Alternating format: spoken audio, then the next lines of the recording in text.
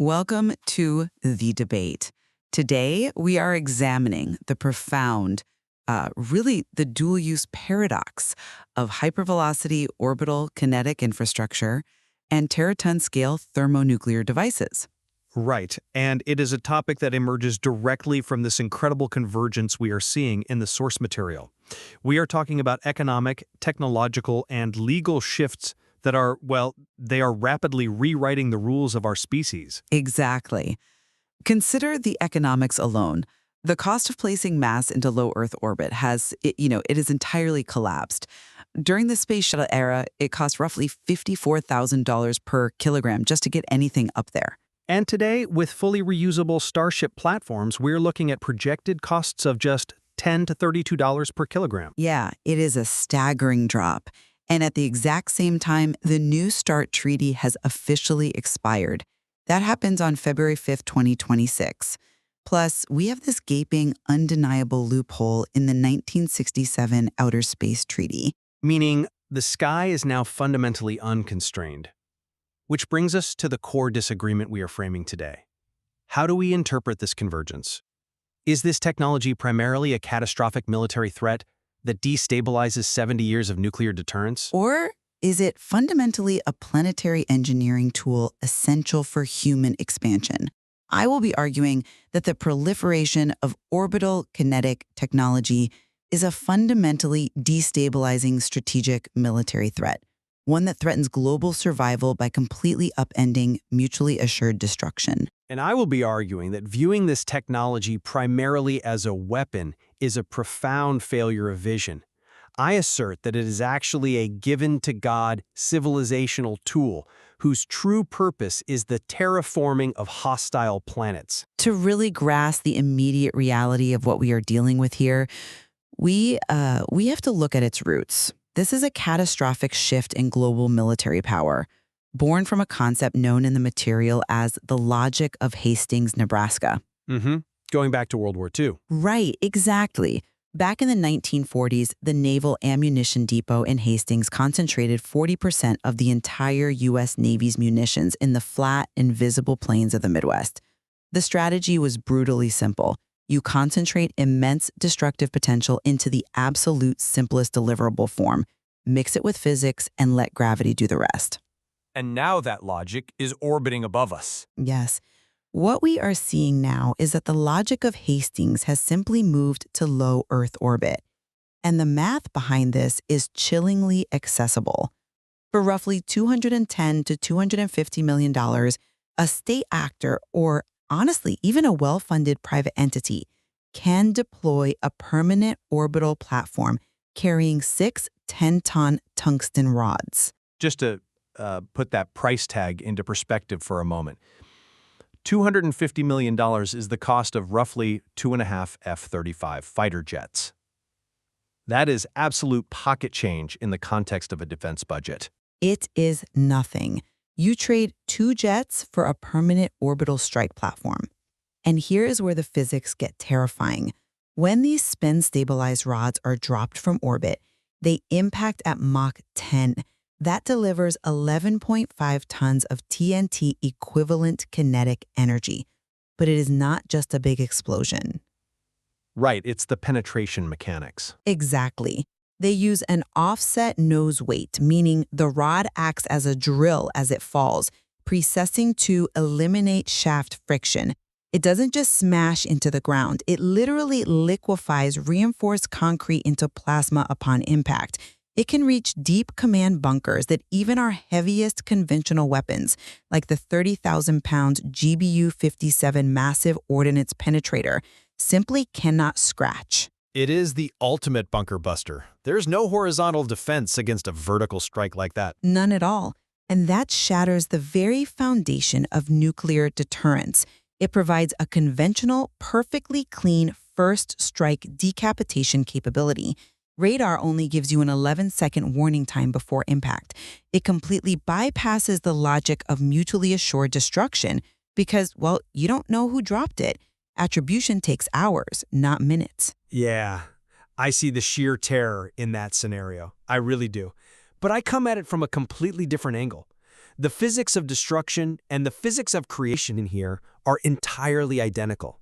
Focusing strictly on the military application ignores the technology's prior claim as a planetary engineering tool. I mean, physics are physics, but But the foundational equation for kinetic energy, 1/2 mass times velocity squared, it does not know if it is hitting a terrestrial military command bunker or a Martian ice deposit. It is just math. that is a fair point regarding the equation. But intent matters. Yes, and look at the intent outlined in the Centennial Collapse model from our material. That model shows us how the exact same infrastructure can be aimed outward.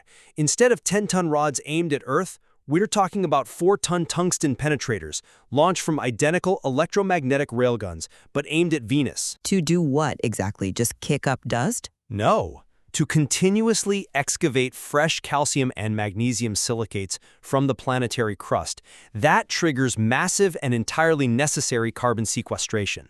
It is not just about dropping rocks from space, it is a highly coordinated symphony of physics. A symphony that involves using thermonuclear weapons. Let's not forget that part. Yes, absolutely. You combine these kinetic strikes with teraton-scale thermonuclear devices to create what the material calls scalable earthquakes in the air. Then you introduce orbital mirror arrays to establish a 1,500 degrees Celsius polar thermal gradient. That infrastructure triggers cascading thermodynamic instabilities in the Venusian atmosphere. We are talking about the ability to terraform Venus in just 1 century for approximately $100 billion annually. Which is a massive sum. But it is only 0.1% of global GDP. The intent behind the technology is what matters, not just the raw, unyielding physics. We are talking about building a world, not destroying one. I hear the majesty in that vision, I really do. But let me pull us back to the immediate reality. The strategic destabilization here on Earth is simply too immediate to ignore, and it revolves precisely around that first strike problem I mentioned earlier. For 70 years, nuclear deterrence has relied exclusively on surviving a preemptive attack. Hence the deep bunkers. Right, that is why nations build those massive deep underground bunkers in Cheyenne Mountain or Raven Rock. The entire global peace system works because the adversary knows retaliation is inevitable. Because they can see the missiles coming. Exactly. An ICBM launch lights up infrared satellites like a Christmas tree. But here is the critical legal and strategic blind spot. The Outer Space Treaty of 1967 bans weapons of mass destruction in orbit, but it considers a solid tungsten rod to be merely a legal propulsion system in mass.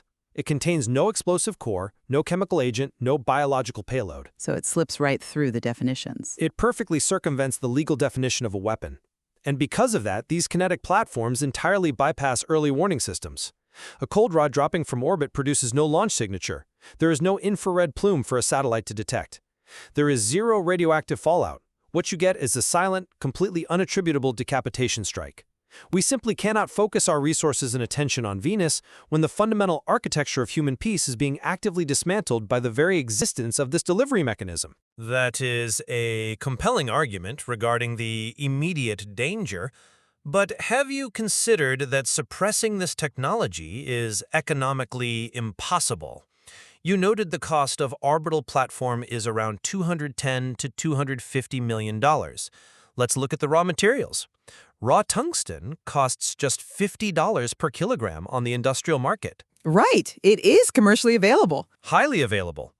Couple that with SpaceX's Starship driving launch costs down to that projected $10 to $32 per kilogram range, and we have to face a harsh truth.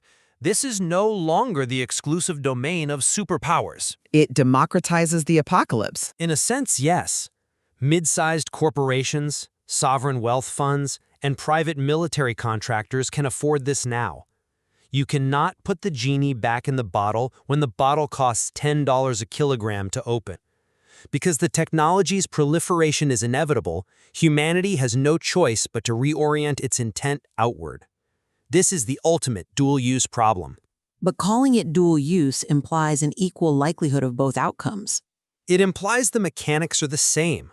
A terraforming mission designed to crack open subsurface ice on Mars to release water vapor uses the exact same orbital mechanics, the exact same targeting algorithms, and the exact same physical impacts as a weapon designed to strike a bunker in a mountain. We must not abandon our potential to move mountains and make riverbeds on dead worlds just because political leaders want to hide in caves. The technology demands that we look up. I appreciate the optimism, though I would frame it differently. When we talk about looking up, we must confront the terrifying scale of the energy involved, particularly regarding the nuclear enhancement you glossed over. The Centennial Collapse model doesn't just rely on kinetic rods. It relies on ultra-high-yield thermonuclear devices. We are talking about a 5-stage Teller-Ulam device that can scale to 1 teraton. Which is 1,000 gigatons. Yes. Let's translate that for a moment.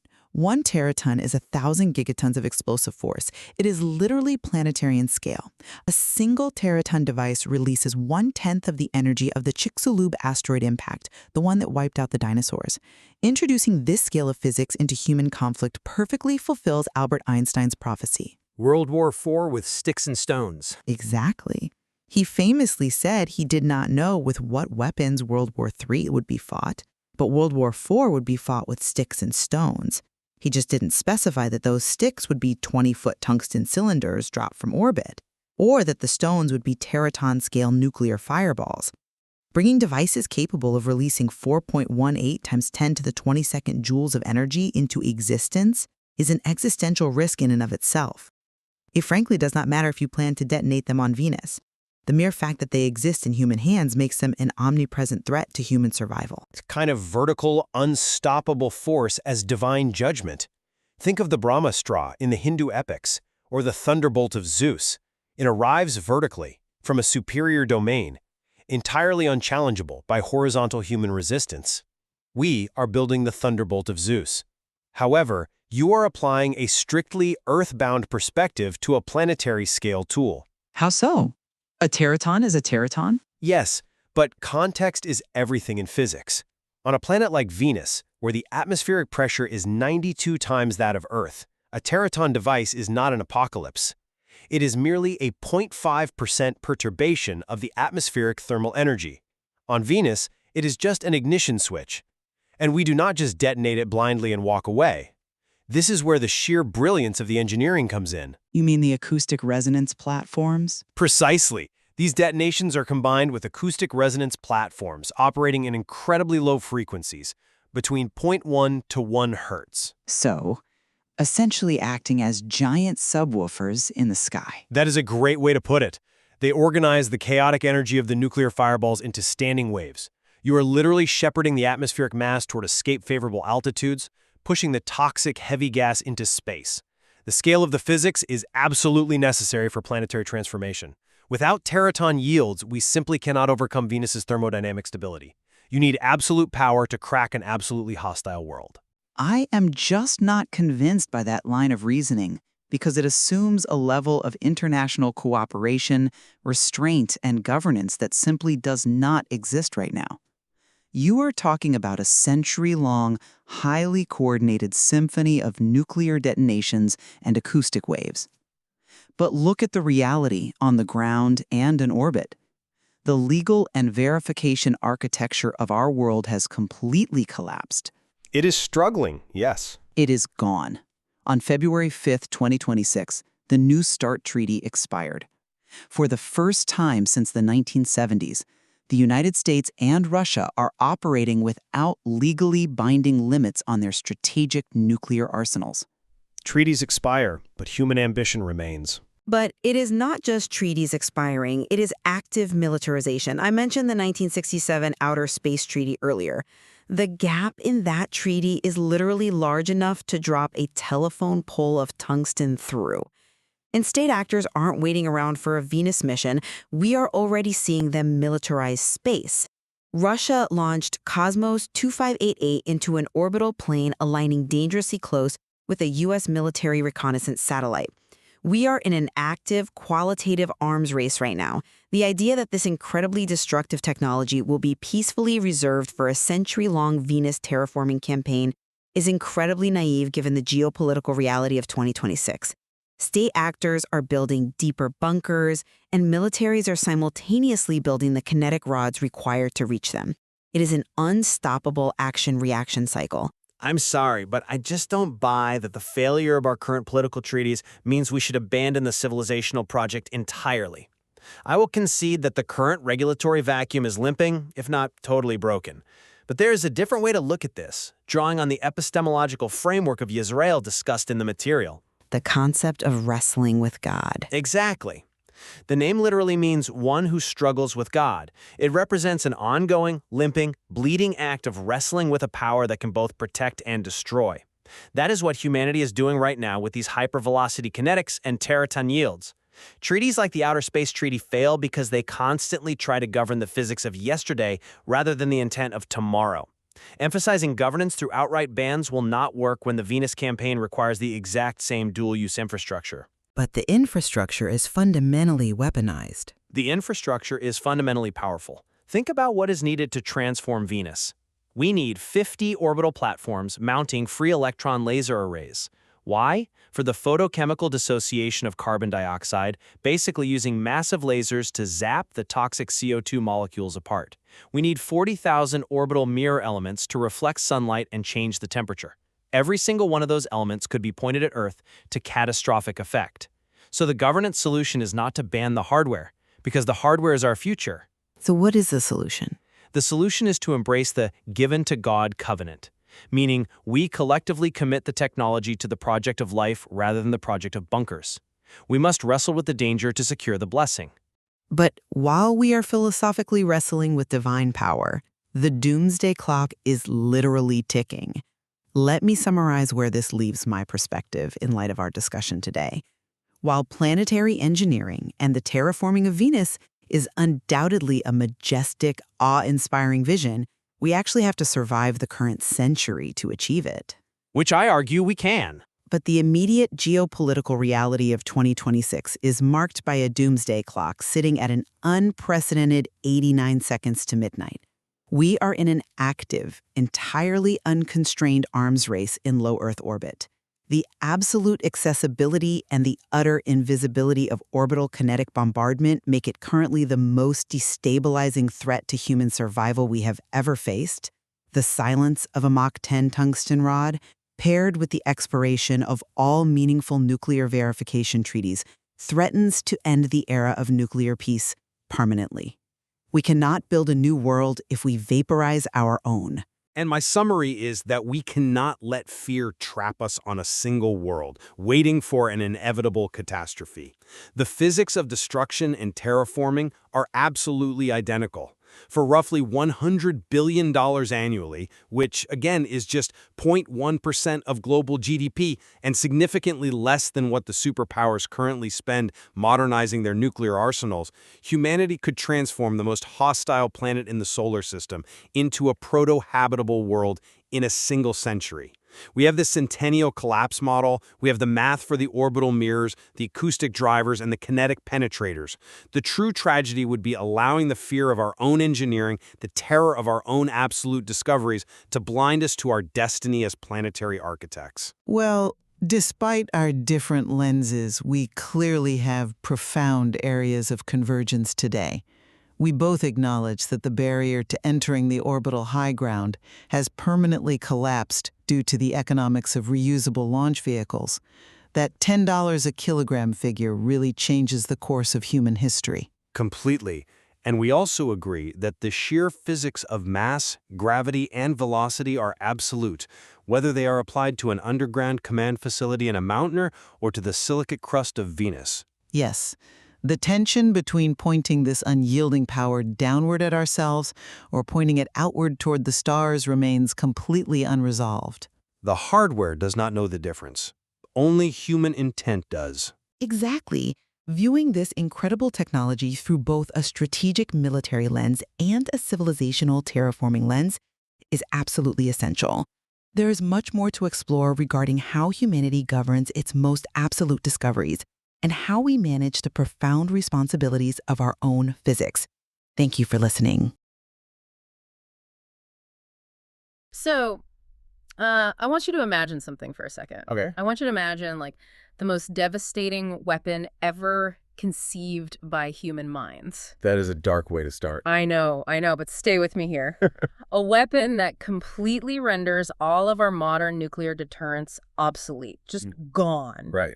And a weapon that costs less to build and deploy than just a handful of conventional fighter jets. Which is terrifying. It gets worse. Here is the real kicker. It is a weapon that is entirely 100% legal under current international law. Yeah, that's the part that really gets people. So take a moment and just really picture what kind of technological terror that must be. Just hold that in your head. Got it. But then I want you to completely flip the script. Okay, flipping it. What if I told you that exact same piece of hardware, I mean the identical technology, down to the last bolt in the exact same orbital equation? Right. What if that is also the precise key to terraforming an entire planet and, potentially saving humanity? It is just a dizzying paradox. I mean, we are talking about the absolute extreme of what we call dual-use technology here. Right, dual use. Because usually when we say dual use, we mean something like GPS, right? Yeah, like it finds your coffee shop or... Or it guides a cruise missile. Yeah. Exactly.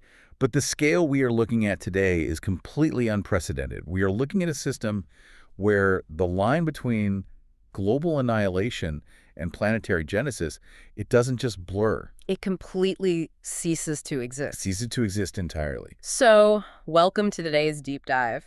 Our mission for this session is to just completely unpack a sprawling, intensely detailed, and frankly terrifying 2026 strategic essay. And its companion engineering paper, which is equally dense. Right. And we are going to explore the reality of a concept known as rods from God. Which sounds like sci-fi, but absolutely isn't. It really isn't. It's a system of kinetic orbital bombardment.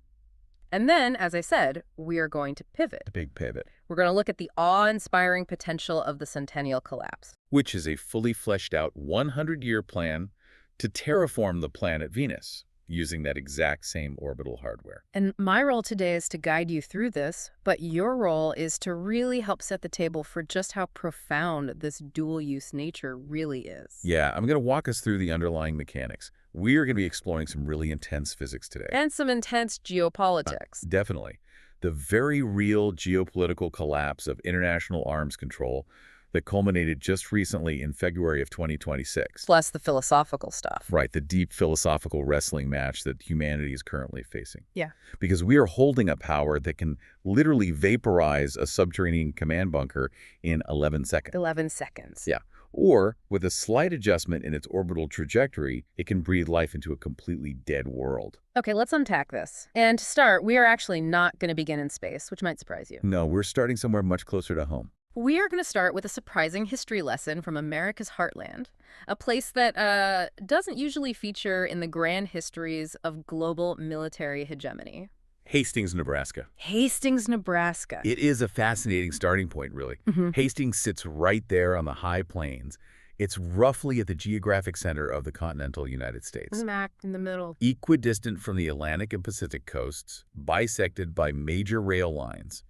It is, for all intents and purposes, the middle of nowhere. Which is exactly why it's so important to the story. Exactly. So back in 1927, there was this inventor in Hastings named Edwin Perkins. He was tinkering around in his kitchen on West First Street. As inventors do. Right.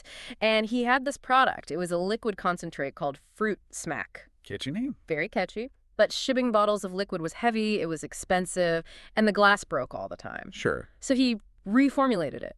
He removed the water entirely, and he invented a powder drink mix. And he called it Kool-Aid. Originally spelled with an E at the end, right? Yes, with an E. And it was such a simple, brilliant product. Think about it. You concentrate enormous potential into the most efficient, deliverable form possible. A tiny packet of powder. Exactly. You ship it for pennies, you mix it with water at the destination, and you just let chemistry do the rest. And while that sounds like a fun piece of Americana, the underlying philosophy there is exactly what connects a powdered drink mix to global military strategy. I know it sounds like a stretch, but it really makes sense. Hastings basically understood this logic long before the military even had a formal name for it.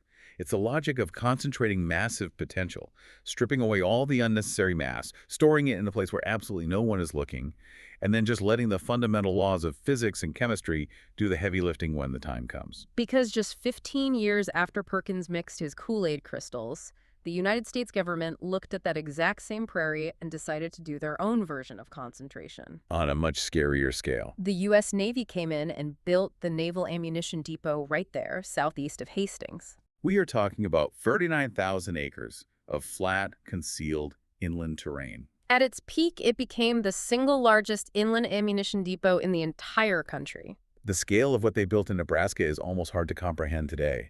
That facility produced and stored over 40% of the entire United States Navy's munitions for the Second World War. 40%, that is a staggering amount of explosives. They built 2,000 buildings, but the most crucial element was the hundreds of concrete igloo-style storage magazines. They didn't build massive towering warehouses, right? No, they embedded these bunkers right into the prairie grass. They laid down 207 miles of private railroad track, just moving bombs, torpedoes, and 40-millimeter shells around the clock. 10,000 workers reporting for duty. But if you flew over it, or if you just drove past it on a rural highway, it just looked like the Great Plains.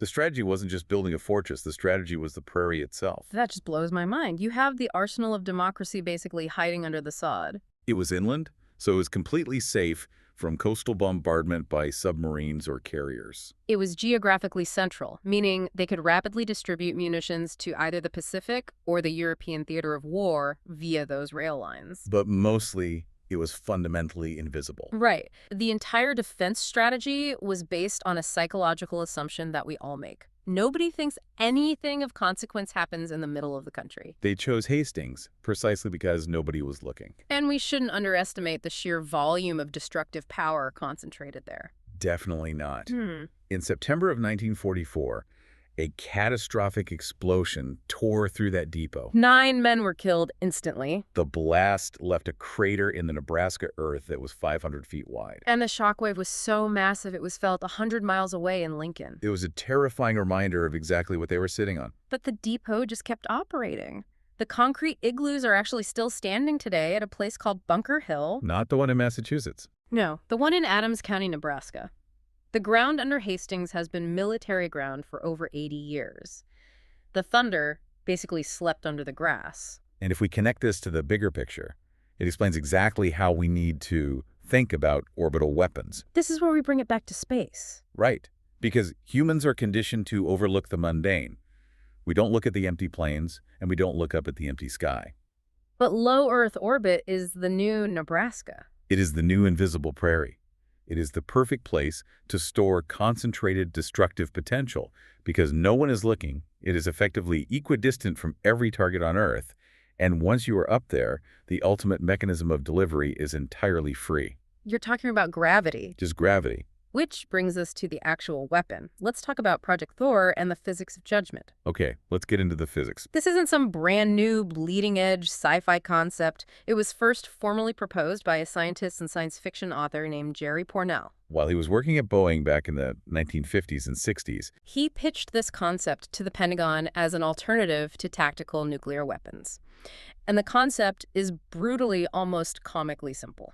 Very simple. You take a 20-foot-long, 1-foot diameter solid cylinder of tungsten. Basically the exact dimensions of a telephone pole. Exactly. It weighs 24,000 pounds. You put it in orbit and you drop it. That's it. That's it. It's a very large, very dense rock dropped from very high up. It sounds primitive until you look at the math. And the math is pretty clear. The math behind this is as unambiguous as it gets. It's literally the first-year physics equation we all learned in high school, but applied at a planetary scale. Kinetic energy equals 1/2 mass times velocity squared. Exactly. The mass is huge. 12,000 kilograms, which is about the weight of a yellow school bus compressed into a telephone pole. But it's that velocity squared that does the real work, right? Yes. So walk me through that, because I haven't taken physics in a long time. What does velocity squared actually mean when we're talking about dropping something from space? Well, gravity accelerates the rise it falls, and it hits the atmosphere moving at roughly Mach 10. Mach 10. That's 10 times the speed of sound, or about 7,600 miles per hour.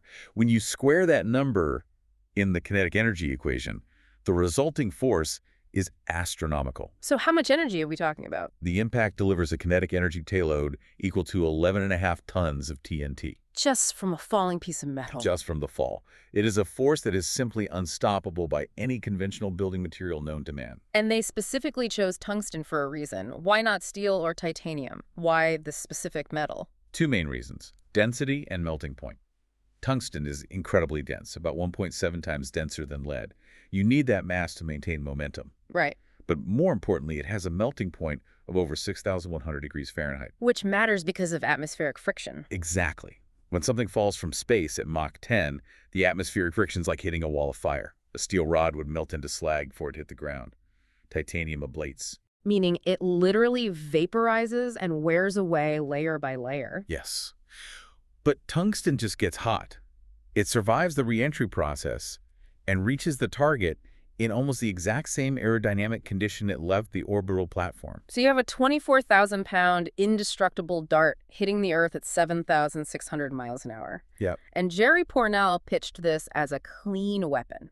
Now, obviously, being on the receiving end of 11 tons of TNT equivalent isn't harmless. Not at all. What do we mean by clean in this context? We mean it removes all the geopolitical baggage of a nuclear warhead. Right. There is absolutely no radioactive fallout. No radiation. No radiation plume drifting across international borders, poisoning allied nations. There are no glowing craters that remain uninhabitable for 1,000 years. It doesn't trigger the atmospheric soot and ash that cause nuclear winter, right? Which is what makes nuclear weapons strategically self-defeating in the end. With a kinetic rod, you drop it, it destroys the target, and that is the end of the physics. It is pure, localized destruction. To really picture what happens at the moment of impact for you listening, don't think of an explosion pushing outward like a traditional bomb. Right. A traditional bomb relies on a chemical reaction creating rapidly expanding gases. But this is pure kinetic transfer. Think of a hot nail flowing through wax. That's a great analogy. At Mach 10, the rod doesn't just punch a hole in concrete. The sheer kinetic energy focused on the narrow tip of the rod converts the target material, whether it's reinforced concrete, steel girders, or solid granite. It converts it into a liquid plasma state. That is a crucial distinction. The rock literally stops acting like a solid. The extreme pressure and friction instantaneously melt the subterranean structure, and the tungsten rod just flows through the liquefied rock and concrete. It doesn't explode on the surface. No, it drives its shockwaves straight down into the earth. It can reach hundreds of feet underground. Which perfectly solves the problem that has haunted military planners since the Cold War. How do you destroy a bunker that an adversary has buried entirely too deep for a conventional bomb to reach? The answer is just gravity and density. You make the thing going straight down faster and heavier than the mountain above the bunker can possibly resist. But as with all engineering, early theoretical models hit practical roadblocks. They did. The engineers realized that a simple, straight pole had limitations regarding how deep it could actually go. Which brings us to an incredible yet terrifying engineering upgrade. The offset nose weight. The offset nose weight. This is where it gets really clever. So to understand why they even needed this upgrade, we have to look at a very specific, real-world geopolitical event. Operation Midnight Hammer. Right. And I want to be very clear here for you listening. We are just impartially reporting the facts exactly as they are laid out in the strategic essay. We aren't taking sides on the geopolitics. We are just looking at the catalyst for the engineering. Exactly. We're just looking at the source text. So the event is Operation Midnight Hammer, which occurred in June of 2025. During this operation, the United States used 14 GBU-57 massive ordnance penetrators. For context, these are the biggest, most powerful conventional bunker-busting bombs in the U.S. arsenal. They weigh 30,000 pounds each. Huge. They used them to strike Iran's Fordo nuclear enrichment facility. Now, Fordo is a fascinating architectural challenge for a military planner. It was carved deep into the side of a mountain, buried roughly 80 to 90 meters beneath solid rock. The strike utilized B-2 stealth bombers, dropping these massive guided munitions sequentially. And they didn't just bomb the mountain. They meticulously flew the bombs right down the ventilation shafts to destroy the facility inside. And the operation achieved its objective. However, the data collected from that strike revealed a terrifying physical limit to conventional warfare. The GBU-57, as massive as it is, can theoretically penetrate about 61 meters through standard rock. Right, so it only worked at Fordo because they bypassed the rock entirely and managed to thread the needle down the ventilation shafts. If they had just hit the mountain itself, the bombs would have stopped far short of the facility. And the immediate consequence of that strike was that the target nation realized exactly what the limit of American conventional bombs was. In response, Iran started building a new facility at a site called Pickaxe Mountain, adjacent to the existing Natanz complex, and they simply started digging deeper. The essay notes that fresh concrete and construction equipment were visible via satellite. They watched the strike at Fordo, calculated the absolute maximum depth of a GBU-57, added a margin of safety, and tunneled over 100 meters down into the rock. It's a brutal, simple logic. Conventional bombs rely on chemical explosives housed in a metal casing. If you make the casing too thick to penetrate deeper, there isn't enough room for the explosives. Conventional bunker busters hit a literal physical wall. This is where the engineering of the kinetic tungsten rod gets incredibly sophisticated. To reach a facility buried 100 meters deep in a solid mountain, a standard symmetric rod, our nail from your earlier analogy, isn't quite enough. Because of shaft friction. The problem is shaft friction, yes. Explain shaft friction. Why would a Mach 10 telephone pole of solid metal stop moving? Because as the rod penetrates the earth, the liquefied rock flows around the nose. But then the walls of that newly carved channel violently rub against the entire 20-foot length of the rod's shaft. Okay, that makes sense. Think about driving a long stake into dry dirt. It gets harder the deeper it goes, not just because the dirt at the tip is hard, but because the dirt is grabbing the sides of the stake. The friction builds up. That immense friction rapidly drains the rod's kinetic energy. It slows it down and eventually stops it, usually around 5 to 7 times its own diameter and depth. So a 1-foot diameter rod might only go 7 feet deep before the friction halts it entirely. Which is nowhere near enough to hit Pickaxe Mountain. So the designers introduced a brilliant modification to beat the friction. They shifted the center of mass. Instead of a perfectly balanced pole, they added an asymmetric mass slightly off the geometric center line inside the nose of the rod. When the rod is launched from orbit, it doesn't just drop like a rock. It is fired out of an electromagnetic railgun attached to the satellite platform. This railgun spins the rod up to several thousand revolutions per minute before it enters the atmosphere. This spin stabilization is crucial. It acts like a rifled bullet, keeping the rod from tumbling end over end in the vacuum of space. But here is the genius part. Because the weight in the nose is off-center, the physics of angular momentum create a continuous torque as it spins. The rod doesn't tumble, but it doesn't fall perfectly straight either. Right, it precesses. It wobbles in a highly controlled, incredibly tight circle as it falls. I love the analogy the essay uses for this.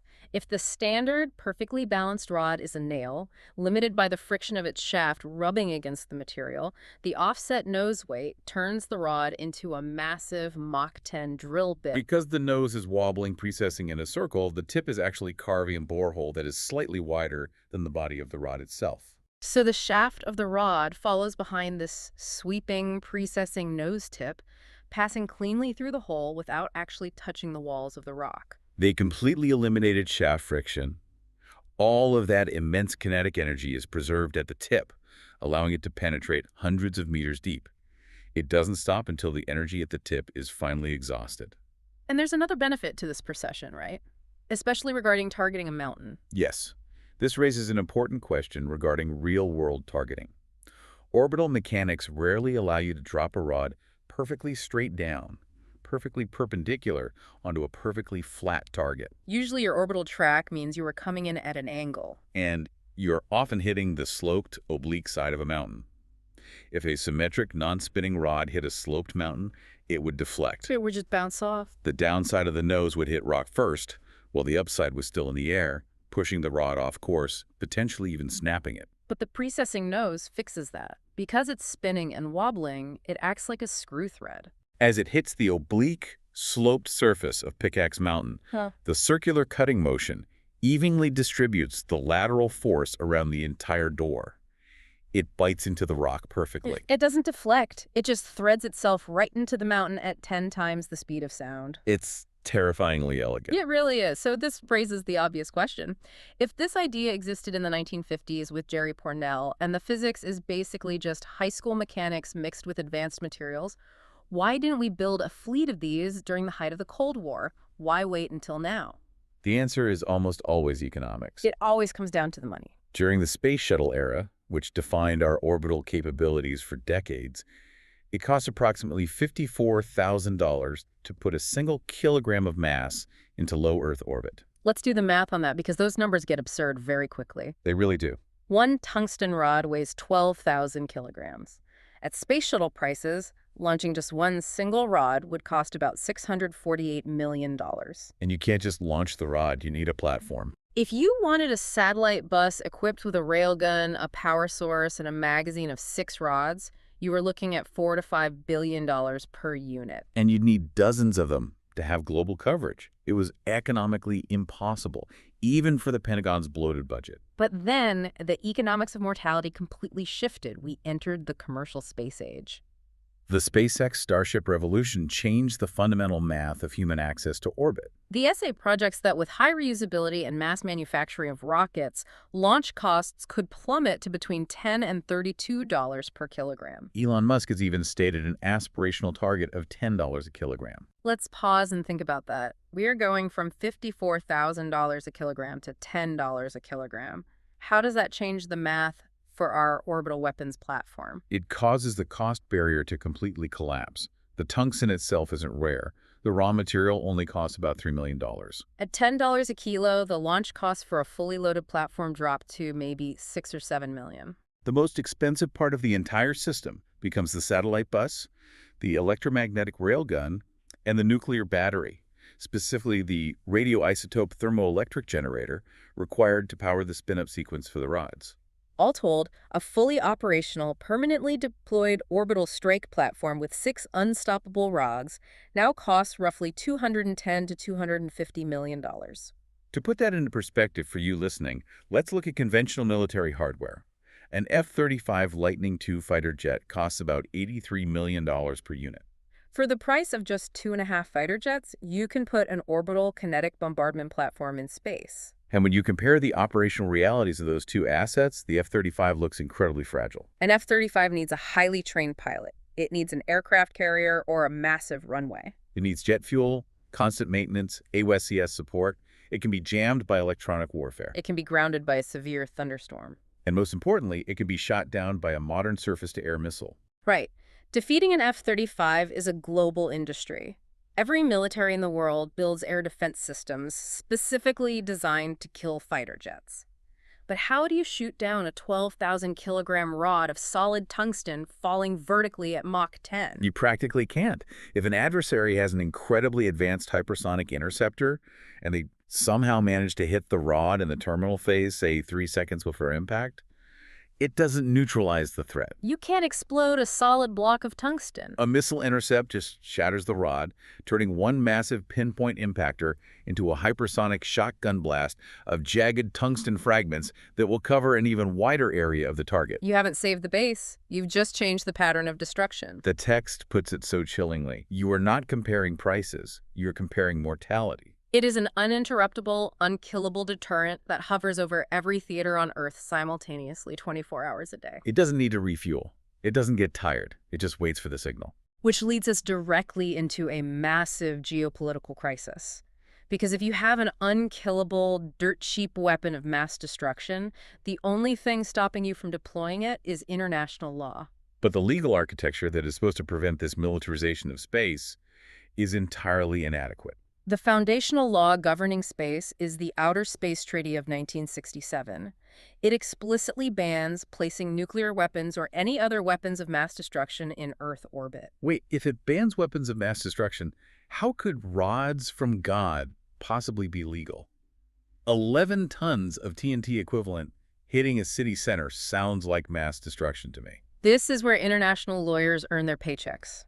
Legally speaking, under the definitions agreed upon in the 20th century, a tungsten cylinder is not a weapon of mass destruction. It contains no fissile nuclear material. It carries no biological agents or weaponized viruses. It has no chemical agents like sarin gas. It doesn't even contain conventional high explosives like C4. It is legally just a dense mass of metal. And the electromagnetic railgun that fires it. Legally categorized as a satellite propulsion system or a deployment mechanism. The destruction is caused purely by gravity and velocity. natural forces. So under the strict literal letter of the 1967 treaty, this terrifying weapon system is completely legal to place in orbit.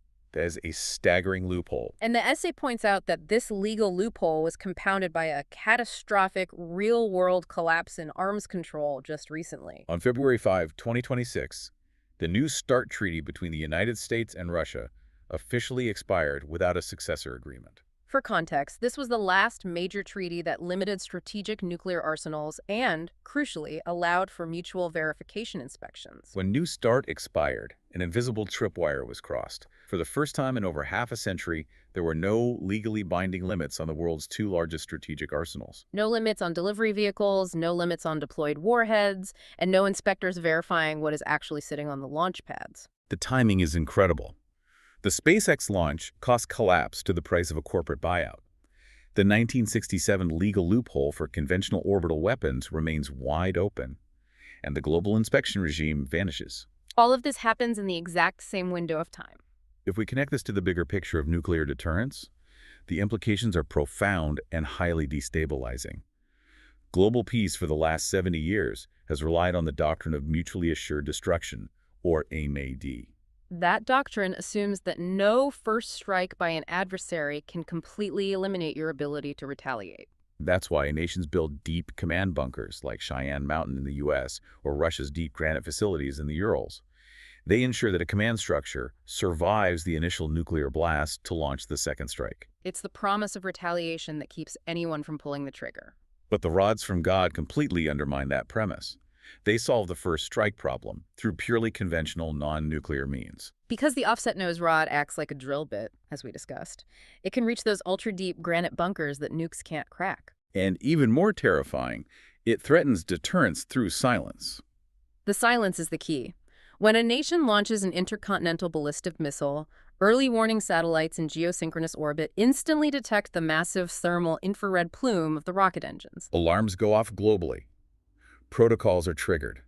The targeted nation has roughly 30 minutes to verify the launch, open the silos, and launch their retaliation before the incoming missile even lands. But an orbital rod, there is no rocket launch. The satellite platform just quietly opens a bay door and drops it. A small, cold gas thruster burn slows it down just enough to catch the edge of the atmosphere. Ground radar won't detect a pole with a 1-foot cross-section until it's deep in the atmosphere, glowing red hot and moving at Mach 10. By the time the radar pings it, it gives the target exactly 11 seconds of warning before impact. 11 seconds. There's no heat flume, no 30-minute countdown, no nuclear tripwires. Which brings us to the attribution problem.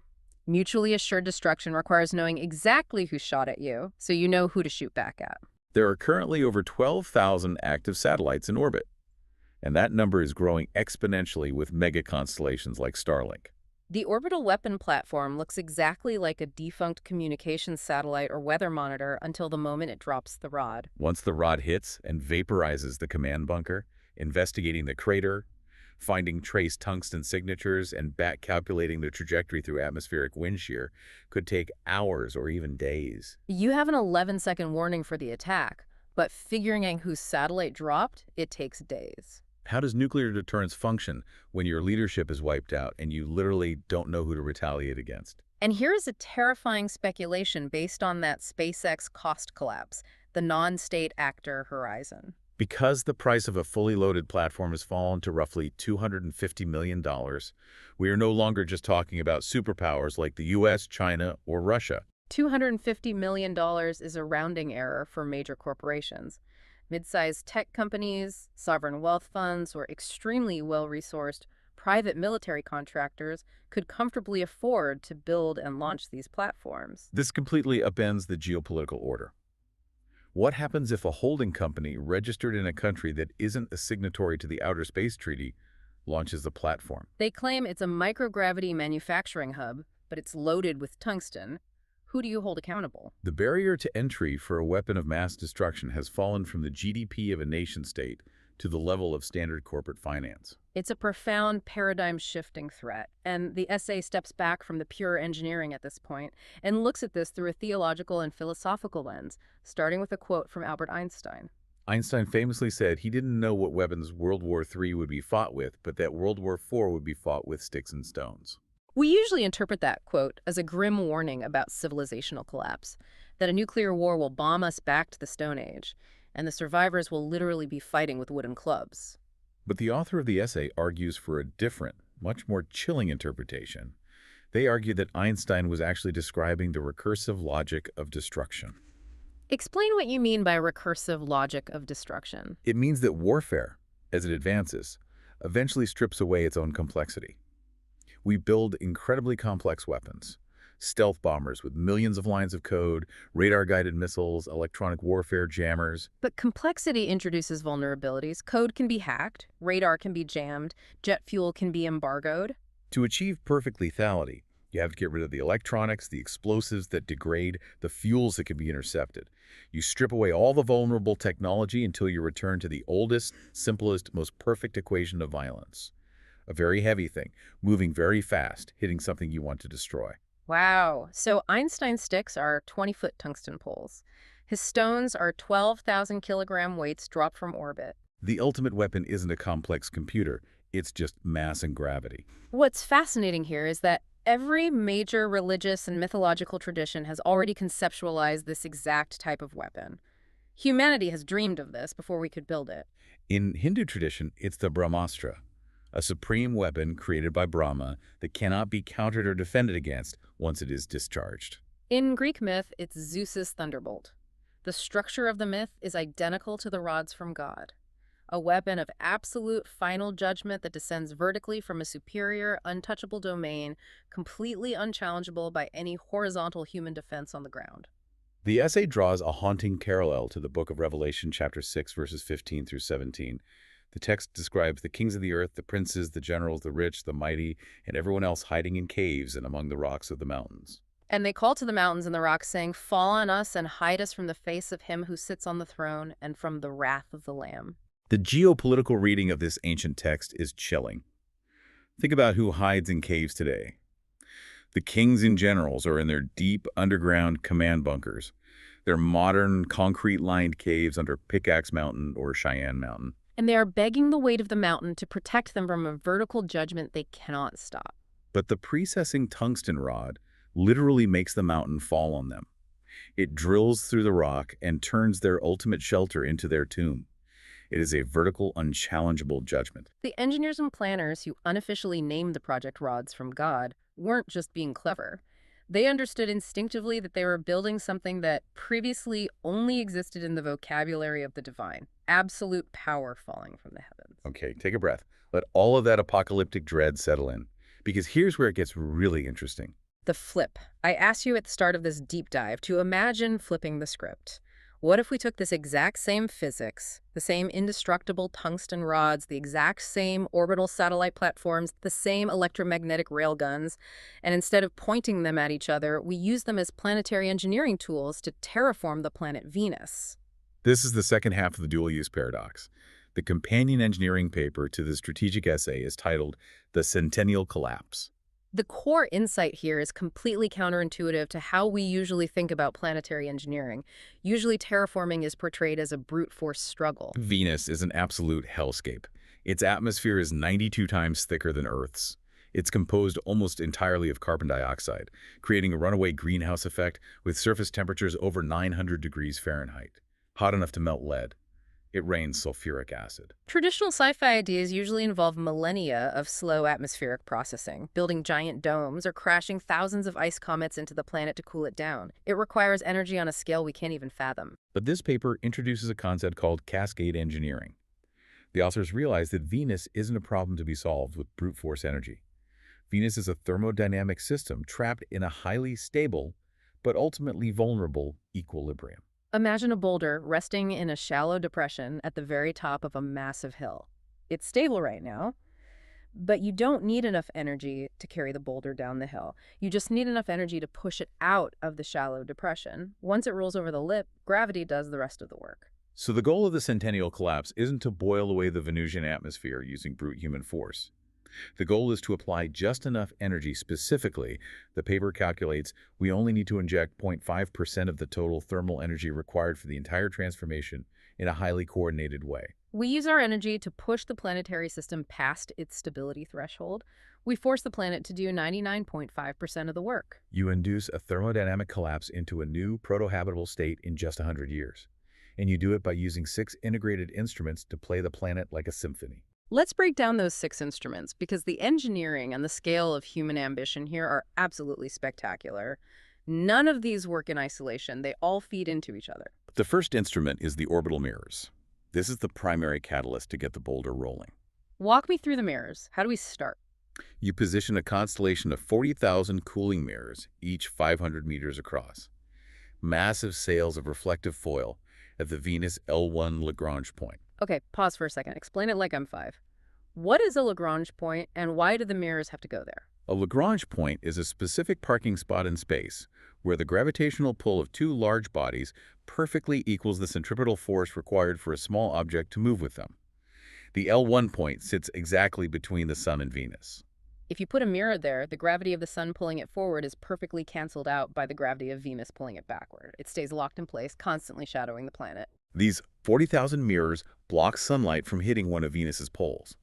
This creates an artificial polar cold trap, dropping the temperature so low that the carbon dioxide gas actually begins to freeze, condense, and snow out of the atmosphere. Carbon dioxide snow on Venus, that's incredible. But the paper says we don't just cool the planet, we heat it up too. Yes.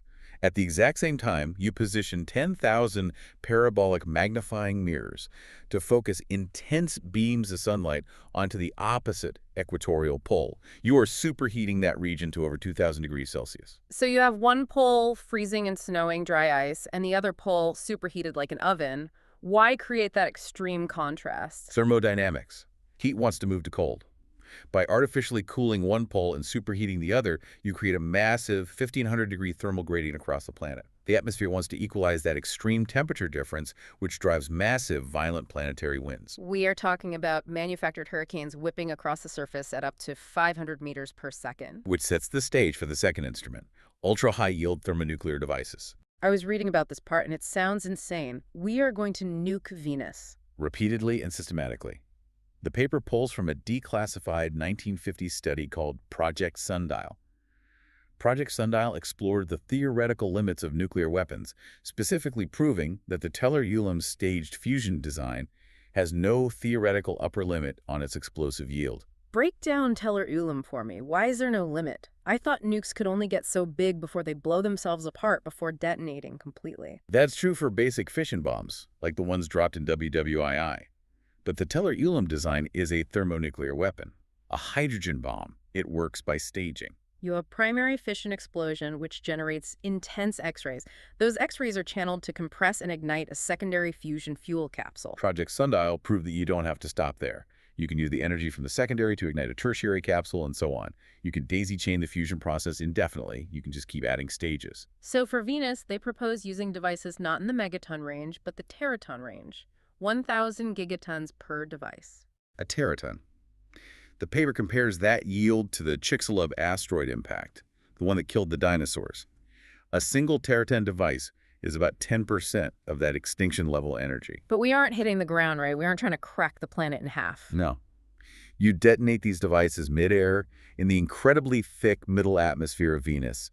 Because the atmosphere is 92 times denser than Earth's, it behaves almost more like an ocean than a sky. The blast wave doesn't just dissipate out into space. It creates scalable earthquakes in the air. We are generating hemispheric shock waves that physically punch the atmosphere, triggering massive convective instabilities, forcing the dense lower atmosphere to violently mix with the upper atmosphere. And that extreme violent atmospheric mixing is required for the third instrument, kinetic bombardment. The rods from God return to the stage. You launch 4-ton tungsten rods at 15 kilometers per second from an orbital constellation. But the goal isn't destruction of a military base. Why are we shooting rods from God at a planet with nothing on it? The goal is to excavate the planetary crust. Venus's surface is old. It has been baking in that carbon dioxide atmosphere for billions of years. It is chemically stable and saturated. We need fresh rock. The kinetic rods slam into the surface not to destroy, but to act as hypervelocity plowshares. They churn up the crust, exposing thousands of tons of fresh, unweathered calcium and magnesium silicate rock from deep underground. Ah, I see. because the silicate rock is the key to getting rid of the atmosphere. By blasting open fresh rock with the tungsten rods and then using the massive 500 meter per second winds created by the mirrors and the atmospheric earthquakes from the nukes to blow the CO2 atmosphere over that fresh rock, you trigger a massive planetary chemical reaction. The exposed calcium and magnesium silicates react violently with the carbon dioxide gas. The reaction binds the carbon, turning it into solid carbonate rock. You are literally turning the suffocating atmosphere into stone, permanently sequestering the carbon directly into the crust of the planet. Okay, what about the fourth instrument, the high-energy lasers? The source text gets really technical here. It says we deploy 50 orbital platforms equipped with free electron lasers tuned precisely to a wavelength of 4.3 micrometers. How exactly does shooting lasers at a planet help fix an atmosphere? What is special about 4.3 micrometers? It's about resonant frequencies. Think of an opera singer hitting exactly the right high note to shatter a crystal wine glass. The glass shatters because the sound wave matches the natural resonant frequency of the crystal, pumping energy into it until the bonds break. The wavelength of 4.3 micrometers is the exact optical resonant frequency that carbon dioxide molecules absorb. So we are shattering the gas molecules with light. Precisely. The continuous laser fire from the 50 orbital platforms pumps so much energy directly into the CO2 molecules that it triggers photochemical dissociation. It literally rips the carbon dioxide apart into carbon monoxide and highly reactive oxygen radicals. This forces chemical reactions that standard equilibrium thermodynamics would normally prevent. We are breaking the molecules apart so they can't act as a greenhouse gas anymore and allowing them to form new, less problematic compounds like molecular oxygen. Yes. And finally, we come to the fifth instrument, which might be the most elegant and mind-bending of all: acoustic resonance. We deploy orbital platforms that lower massive 500-meter-wide reciprocating pistons down into the upper atmosphere. These giant pistons pump up and down, creating ultra-low frequency standing waves between 0.1 and 1 hertz. This last one blew my mind. 0.1 hertz is infrasound. It's too low for human ears to hear. What would that even feel like? If you were standing on the surface, you wouldn't hear a sound, but you would feel a deep rhythmic thrumming in your chest, in your bones, passing through the very ground. These acoustic waves propagate through the dense Venusian atmosphere with almost no loss of energy, interacting with the entire planetary volume. The text calls this acoustic system the shepherd. I love that imagery. You have all this chaotic energy ravaging the planet. The mirrors are driving 500 meter per second winds. The Territon nukes are creating atmospheric earthquakes and heat plumes. The lasers are ripping molecules apart. The kinetic rods are blasting the crust. It's absolute pandemonium. But the acoustic standing waves organize that chaos. Exactly. The low-frequency standing waves create specific resonant pathways of high and low pressure throughout the atmosphere. They act as invisible funnels. They take the superheated atmospheric mass from the nukes and the mirrors, and they funnel it upward through the low-pressure nodes, creating highly favorable, organized pathways for the gas to literally vent out of the gravity well and into space. You are playing the atmosphere like a giant musical instrument, shepherding the excess carbon dioxide right off the planet. It is a multiplicative effect. None of it works in isolation. The mirrors drive the wind, the nukes create the heat plumes, the acoustic waves funnel the plumes upward, the kinetic rods expose the rock to bind the remaining gas, and the lasers break the tough molecules. All of it works in a violent, beautiful symphony. It's just staggering. It redefines what human engineering is capable of. So the obvious question is, how long does this take? What is the timeline for the centennial collapse? The paper breaks it down into a strict 100-year schedule. Years 0 to 10 are all about infrastructure. It's invisible progress from Earth. It's the tedious work of building the 40,000 mirrors at L1, positioning the railguns for the rods, lowering the acoustic pistons, and fabricating the nuclear devices. Then, year 30 is the critical threshold. Year 30 is when the boulder rolls over the lip of the hill. At this point, Venus stops fighting back. The thermodynamic equilibrium is broken and the cascade becomes self-sustaining. The heat, the winds, and the chemical sequestration feed into a positive feedback loop. Between years 60 and 80, the atmospheric pressure drops below 70 bars. The high-altitude temperatures remain elevated from the lasers and mirrors, which accelerates what's known as Jeans escape. Jeans escape is the process where gas molecules at the very top of the atmosphere get so hot and energetic that they achieve escape velocity and literally boil off into the vacuum of space. The acoustic shepherds are funneling the gas up, and Gene's escape is boiling it away. And finally, by year 100, the surface pressure is down by 45%, sitting at a manageable 50 bars. The global temperature drops by an incredible 130 degrees Celsius. You have permanent, dry ice caps at the poles, sequestering billions of tons of carbon, and a planet that has fundamentally shifted into a proto-habitable state. It's not a garden world yet. You still can't breathe the air, but you can land on it. You can build on it. It is ready for the biological phase of terraforming. The logistics of achieving this are, of course, immense. To get the millions of tons of tungsten needed for the kinetic bombardment, because we aren't just dropping 6 rods, we are dropping thousands. You have to establish automated asteroid mining operations targeting metallic M-type asteroids. To fuel the Teraton thermonuclear devices, you need massive quantities of deuterium, which we can happily extract from Earth's oceans, representing an effectively inexhaustible supply. And then there's the money, the $100 billion question. I read the essay and I have to push back here. The total cost of this 100-year campaign is projected at $1 trillion. $1 trillion. How could any government or coalition of governments possibly justify spending $1 trillion on a dead planet when we have poverty, climate change, and crumbling infrastructure right here on Earth? It sounds like an impossible offensive number until you do the macroeconomic math. $1 trillion over a century is just $100 billion a year. Okay, $100 billion a year. That's still a massive chunk of change. To put that in perspective, global GDP is currently around $100 trillion. So $100 billion is roughly 0.1% of the global GDP. 0.1%. Yes. Let's look at what we currently spend our money on. $100 billion is less money than the United States alone currently spends annually just to maintain, secure, and gently modernize its existing nuclear weapons arsenal.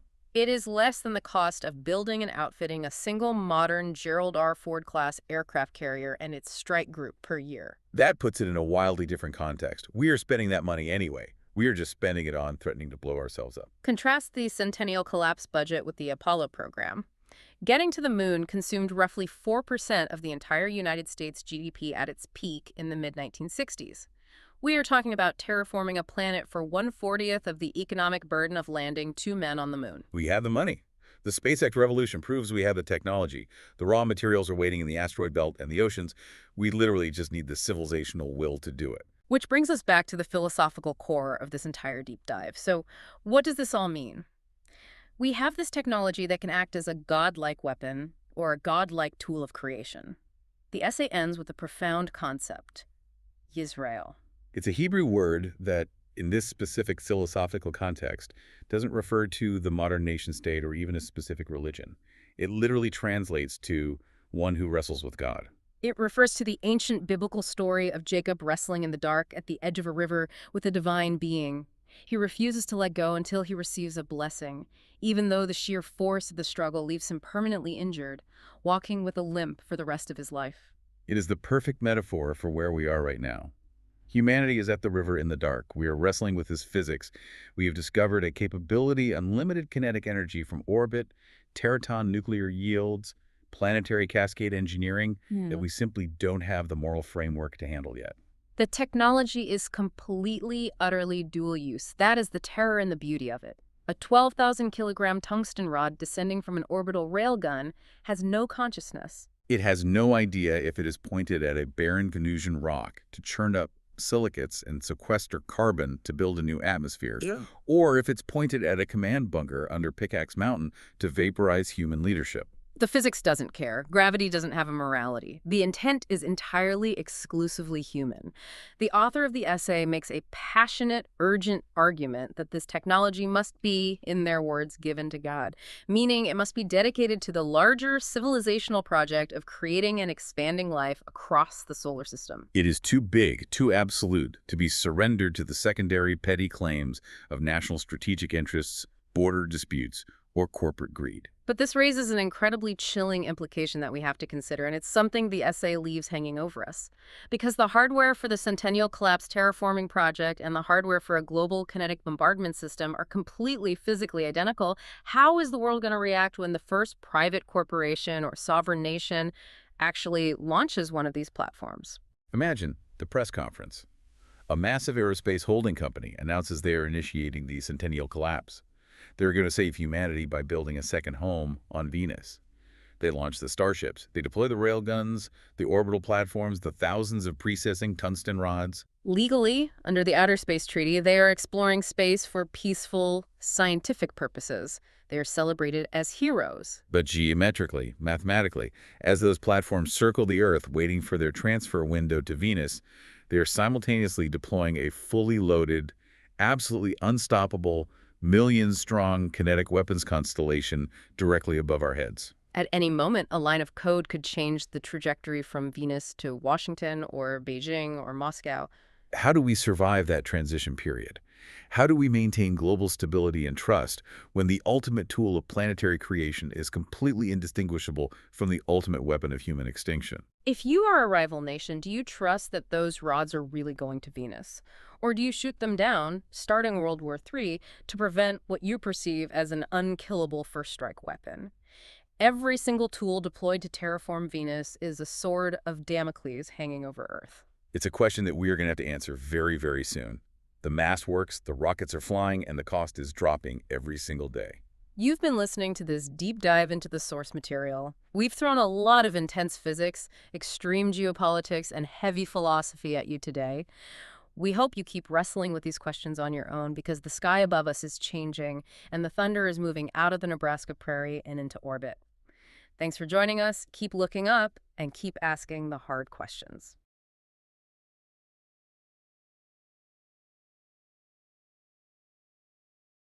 Today, we're going to talk about a weapon that has literally jumped from the pages of science fiction into a terrifyingly plausible reality.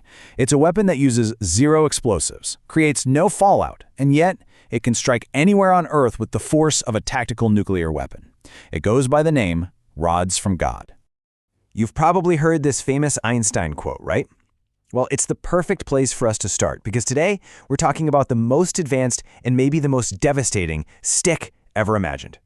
It's a weapon that kind of takes us all the way back to ancient warfare, dropping a rock from really high up, but it scales it to a whole new level, the level of orbital mechanics. Now, you might think this is some brand new futuristic idea, but nope, not at all. This whole concept started way back in the 1950s as a Pentagon idea called Project Thor. And the pitch was as elegant as it was terrifying. What if you could get the destructive power of a nuke, but without any of the radioactive fallout, the legal headaches, or the political fallout? A clean weapon of mass destruction. So what is this thing exactly? Well, in the simplest terms, just picture a telephone pole made of tungsten, one of the densest metals on Earth. You put it up in orbit, and then you just let it go. No bomb, no warhead. Just pure, simple, brutal physics. So how in the world does a simple metal rod create that much destruction? Well, the answer comes from a formula you probably saw in high school physics. Kinetic energy equals 1/2 mass times velocity squared. And with this weapon, it's that velocity part of the equation that gets so enormous, so mind-bogglingly fast that the destructive power becomes almost unimaginable. And this is where it gets really wild. The attack unfolds in just 4 simple stages. An orbital platform releases the rod. Gravity does all the work, accelerating it to hypersonic speeds. We're talking over 10 times the speed of sound. On impact, it unleashes the energy of a small tactical nuke. But the real kicker is the penetration. It doesn't just punch through a hardened bunker. It liquefies concrete and steel, flowing through it like a hot nail going through a block of wax. And when you put it side by side with a nuke, you really start to see the terrifying strategic genius here. The destructive agent isn't fission, it's just kinetic energy. There's zero radioactive fallout, meaning the crater it leaves behind has no half-life. And here's the crucial part. While putting nukes in orbit is illegal, a tungsten rod is legally just a mass, an inert piece of metal. For more than 60 years, Project Thor was basically a fantasy, a cool but impossible idea. Why? Well, for one simple reason. It was astronomically expensive to haul that much weight into orbit. And then, in just the last decade, the economics of getting to space didn't just change, they completely collapsed. Okay, look at this chart. Seriously, this right here is the entire reason we are having this conversation today. With the space shuttle, putting 1 kilogram into orbit cost $54,000. SpaceX's Falcon Heavy dropped that to $1,400. And with Starship, that cost is projected to plummet to below $100. That's a cost reduction of over 99%. So, what does that actually mean? Well, it means the total price tag for a permanently armed, unkillable orbital weapons platform carrying 6 of these city block leveling rods now costs about this much, $250 million. Now to put that number in perspective for you, that's the same price as just 3 F-35 fighter jets. But here's the difference. Unlike an F-35, this platform can't be shot down, it can't be jammed, it has no pilot, and it can threaten any target on the face of the Earth, 24/7, pretty much forever. And the price tag is only part of the story, believe it or not. The weapon isn't just getting cheap, it's also perfectly legal under current international law, and for all practical purposes, physically unstoppable. You see, the foundational law for space is the 1967 Outer Space Treaty. It was written specifically to ban nuclear weapons in orbit, but it defines WMDs very, very specifically. And a tungsten rod? It's not nuclear, it's not biological, it's not chemical. Remember, legally, it's just a lump of metal, and that creates a loophole you could literally drop a tungsten telephone pole through. So, what if you tried to stop it? I mean, can't we just shoot it down? Well, this timeline here shows your entire window of opportunity. From the moment ground-based radar could even detect the rod re-entering the atmosphere to the moment of impact, you have about 11 seconds. That's it. Good luck. But it gets even worse. Let's say by some miracle you could hit it in those 11 seconds. You wouldn't actually destroy it. You'd just turn one massive kinetic impactor into a hypersonic shotgun blast of tungsten fragments, all still screaming toward the same target area. You don't solve the problem, you just make it messier. So when you put this all together, the cost, the legality, the fact that it's unstoppable, you arrive at the most chilling implication of this technology. It has the potential to unravel the entire 70-year-old doctrine of nuclear deterrence that has, somehow, kept the peace. You see, the peace of the nuclear age is built on one simple, terrifying idea. You know that if you launch a first strike, your enemy will survive to strike back. That's mutually assured destruction. But this weapon, it changes the whole game. A missile launch creates a massive, easily detectable heat signature. A tungsten rod is just silently released from a satellite already in orbit. It could take hours to even figure out who launched it. And it's not aimed at cities. It's aimed at the very command bunkers built to survive a nuclear war. The goal is something called a decapitation strike. It's a clean, conventional attack designed to take out a country's leadership so quickly and so completely that they never even get the chance to launch a retaliatory strike. It's the ultimate strategic nightmare because it completely breaks the logic of deterrence. So we have to end on this really profound question, because the exact same physics, the same tungsten rod, the same orbital platform that could be used for that decapitation strike, it could also be used for planetary engineering. Cracking open ice deposits on Mars to create an atmosphere, tapping geothermal vents, literally terraforming new worlds. The technology itself, it isn't good or evil. It's just powerful. The only real difference is where we choose to aim it.